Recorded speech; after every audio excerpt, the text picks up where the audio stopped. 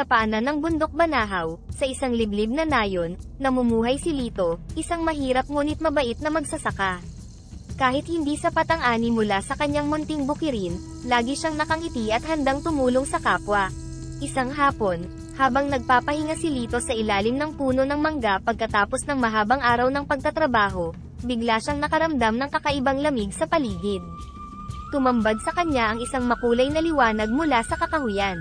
Lumitaw ang isang nilalang na may suot na makulay na damit, hindi hihigit sa isang talampakan ang taas, isang duwende. Magandang hapon Lito, bati ng duwende na may ngiting naglalaro sa kanyang labi. Ako si Maliksi, mula sa kaharian ng mga duwende sa ilalim ng lupa. Si Lito bagamat nagulat, ay nagpakita ng paggalang. Magandang hapon din po, Ginoong Maliksi. Ano po ang maipaglilingkod ko sa inyo? Si Maliksi ay lumapit at tumingala kay Lito. Ikaw ay aming napili para maimbitahan sa aming piging, bilang pagkilala sa iyong kabaitan at pagtulong sa iyong kapwa. Napahanga mo kami Lito. Si Lito bagamat nagtataka, ay nadama ang isang kakaibang init sa kanyang puso. Ako po ay isang simpleng tao lamang, wala po akong may hahandog na yaman o kapangyarihan. Bakit ninyo ako napili, Lito? Hindi yaman o kapangyarihan ang hinahangaan namin. Ang iyong puso, puno ng kabutihan at pagmamalasakit, ay sapat na para sa amin, paliwanag ni Maliksi. Iilan lamang ang tulad mo na may tunay na malasakit sa iba, lalo na sa panahon ng pangangailangan. Habang nagsasalita si Maliksi, napaisip si Lito sa kanyang buhay. Ang pagpapalaki sa kanya ng kanyang ina, ang mga araw na ginugol niya sa pagtulong sa kapwa kahit na siya mismo ay nangangailangan. Nakaramdam siya ng isang malalim na kasiyahan sa kanyang puso, isang pakiramdam na hindi pamilyar ngunit nakapagbigay ng ginhawa. Ngunit Ginoong Maliksi, hindi ko po alam ang daan patungo sa inyong kaharian, sambit ni Lito. Huwag kang mag-alala Lito, tugon ni Maliksi na may ngiti. Ako ang magiging gabay mo. Ang mahalaga ay bukas ang iyong puso at isipan sa bagong karanasang ito. Habang nag-uusap, ang liwanag mula sa kakahuyan ay lalong lumiliwanag at parang nag-aanyaya. Si Lito, bagamat maraming katanungan, ay nakaramdam ng kakaibang kapayapaan at pagtitiwala sa duwendeng nasa harapan niya. Sa mga sandaling iyon, nagdesisyon si Lito na sumama kay Maliksi, hindi lamang dahil sa pagkamangha sa kakaibang nilalang na ito, kundi dahil sa pangako ng isang bagong pakikipagsapalaran na maaaring magbago ng kanyang buhay magpakailanman. Nagsimula ang paglalakbay ni Lito at Maliksi patungo sa kaharian ng mga duwende. Habang naglalakad sila sa makapal na gubat, unti-unting naglaho ang pag-aalala sa puso ni Lito, napalitan ng pagkamangha sa mga di pangkaraniwang tanawin. Ginoong Maliksi, kailanman ay hindi ko naisip na may ganitong lugar pala sa ilalim ng aming nayon, sambit ni Lito, habang nakatingin sa makulay na mga halaman at kakaibang mga hayop na naglalaro sa paligid. Si Maliksi ay tumingin kay Lito na may ngiting puno ng misteryo. Maraming mga lihim ang mundo Lito, na hindi nakikita ng karaniwang mata. Ang aming kaharian ay isa lamang sa mga ito. Habang naglalakad, nagpatuloy ang kanilang usapan. Ginoong Maliksi, paano ninyo napapansin ang mga ginagawa ng isang tulad ko? Ako'y simpleng tao lamang na namumuhay sa itaas ng lupa, tanong ni Lito na puno ng pagtataka. Nakikita namin ang lahat mula sa aming kaharian Lito. Ang bawat kabutihan, kahit gaano kaliit, ay umaabot sa aming kaalaman. Ang iyong mga gawaing puno ng kabutihan at pagmamalasakit sa iyong kapwa ay hindi nakaligtas sa aming pansin, tugon ni Maliksi habang tinatahak ang landas na puno ng kumikinang na mga bato. Naramdaman ni Lito ang bigat ng responsibilidad at ang init ng pagpapahalaga. Siya na walang inaasahang kapalit sa kanyang mga ginagawa, ay ngayon parang nasa isang panaginip na hindi niya inakalang mangyayari. Ang inyong mundo ay puno ng kagandahan, at ang inyong mga mata ay nakakakita ng kabutihan sa mga simpleng bagay, sabi ni Lito. Ang kanyang mga mata ay kumikislap sa pagtataka at pasasalamat. Ang kabutihan Lito, ay walang hangganan. Hindi ito nasusukat sa yaman, kapangyarihan, o katayuan sa buhay. Nasa mga simpleng gawa ito ng pagmamalasakit at pagtulong sa kapwa, sagot ni Maliksi, habang dumadaan sila sa isang lihim na lagusan patungo sa kanilang destinasyon. Ang paglalakbay ay hindi lamang pisikal na pagtahak para kay Lito, ito ay naging isang paglalakbay patungo sa mas malalim na pag-unawa sa kanyang sarili at sa mundo sa paligid niya. Ang kanyang puso ay napuno ng kagalakan at pasasalamat, habang siya ay papalapit sa isang kaharian na hindi niya kailanman naisip na maaari niyang marating. Sa wakas, narating nila Lito at Maliksi ang kaharian ng mga duwende.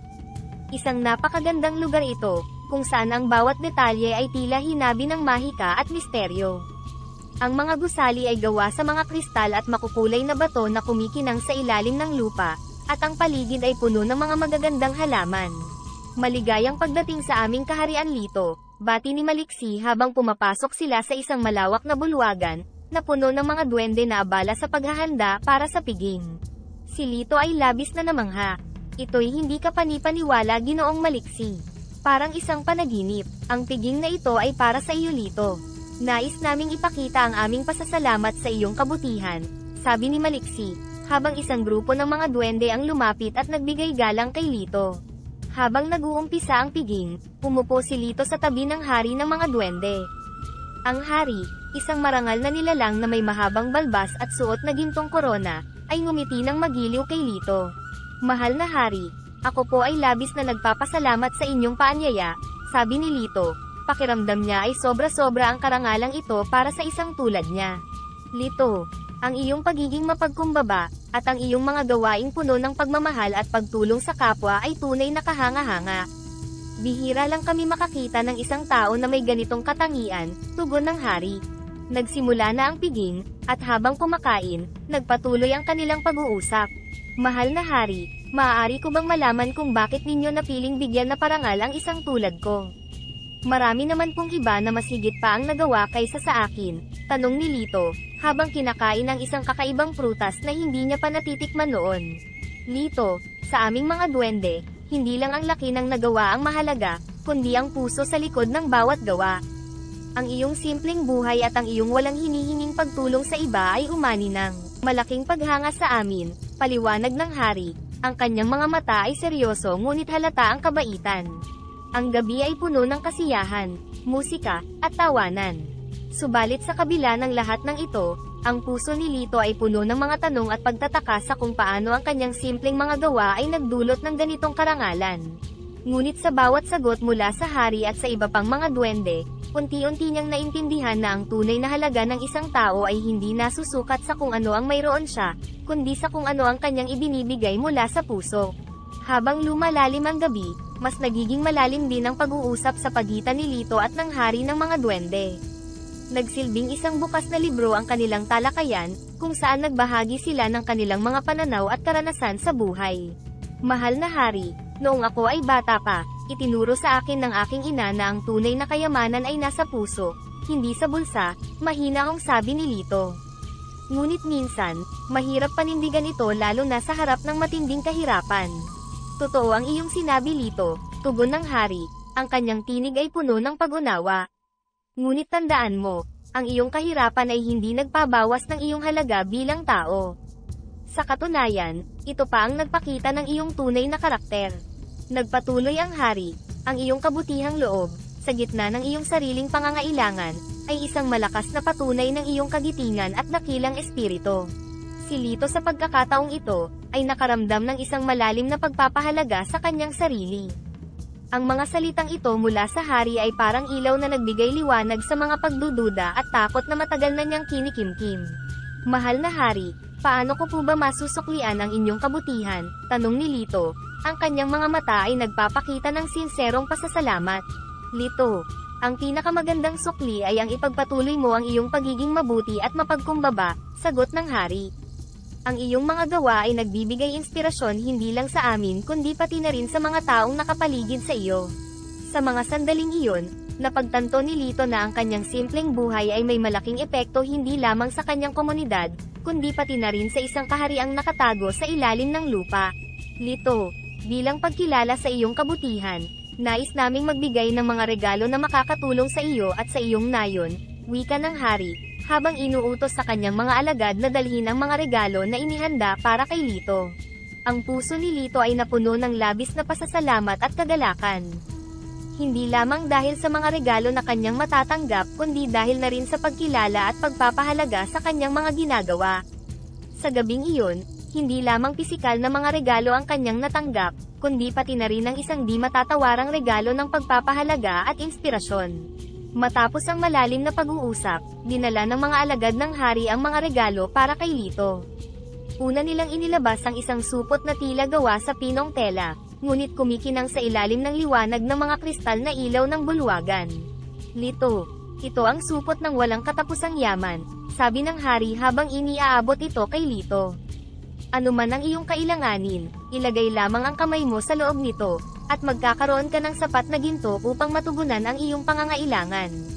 Si Lito na labis na nagulat sa hindi pangkaraniwang regalo, ay halos hindi makahanap ng salita. Mahal na hari, hindi ko po alam kung paano ko kayo pasasalamatan. Ito ay sobra-sobra na po para sa akin. Narito pa ang isa, patuloy ng hari, habang inilalabas ang ikalawang regalo, isang maliit na butil. Ito ang butil ng walang hanggang ani. Saan mo man ito itanim, aanihin mo ang mga pananim na hindi kailanman kukulangin sa iyong mesa. Si Lito, na ngayon ay napapaluha sa labis na kagalakan at pagkamangha, ay yumuko bilang tanda ng pasasalamat. Mahal na hari, hindi ko po alam kung paano ko kayo masusuklian sa inyong kabutihan. Sa bawat regalo na ibinigay, lalong napagtanto ni Lito ang lalim ng kanyang pasasalamat at ang bigat ng responsibilidad na dala ng mga ito. Hindi lamang para sa kanyang sarili kundi para sa kanyang buong komunidad. Mahal na hari, ang mga regalo na ito ay hindi lamang para sa akin kundi para sa buong nayon. Nangangako po ako na gagamitin ko ito sa mabuti at makakatulong ito para mapabuti ang buhay ng bawat isa sa amin. Hindi ko inaasahan ang anumang kapalit Lito, sagot ng hari. Ang iyong pangako na ipagpatuloy ang kabutihan ay sapat na para sa amin.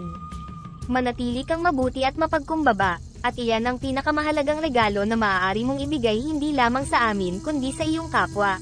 Sa mga sandaling iyon, naramdaman ni Lito ang isang malalim na pagbabago sa loob niya. Ang pagtanggap sa mga regalo na ito ay hindi lamang nagpapakita ng pagkilala sa kanyang mga nagawa, kundi nagbibigay din ng bagong simula para sa kanya at sa kanyang komunidad.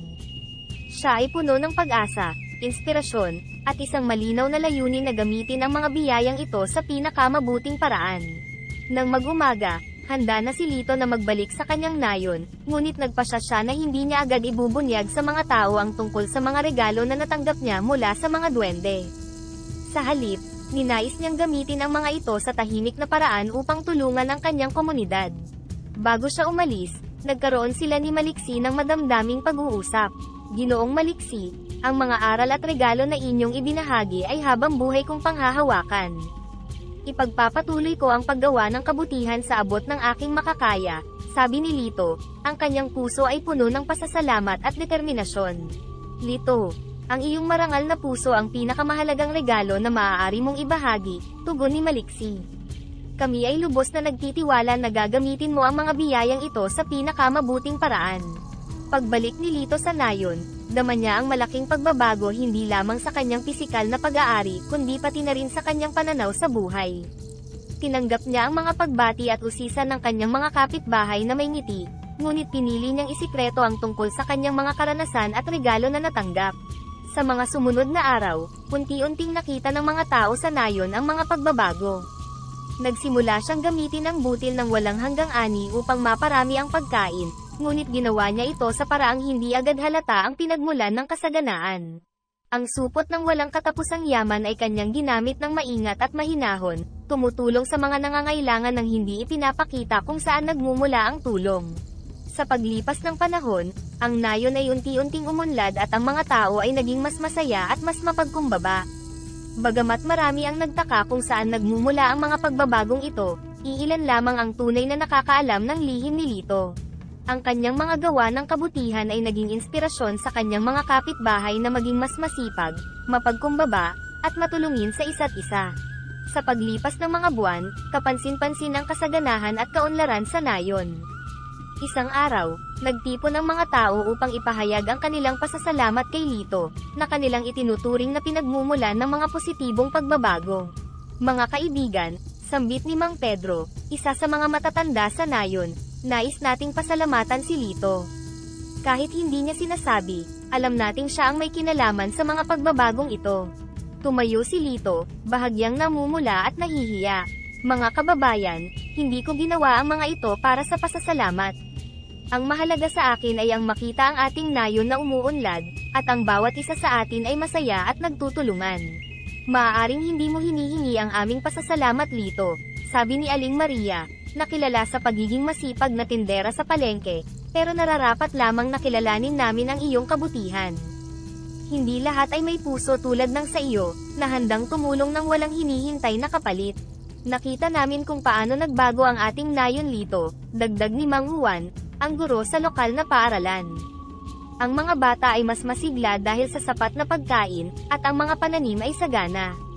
Hindi ito maaaring nagkataon lamang.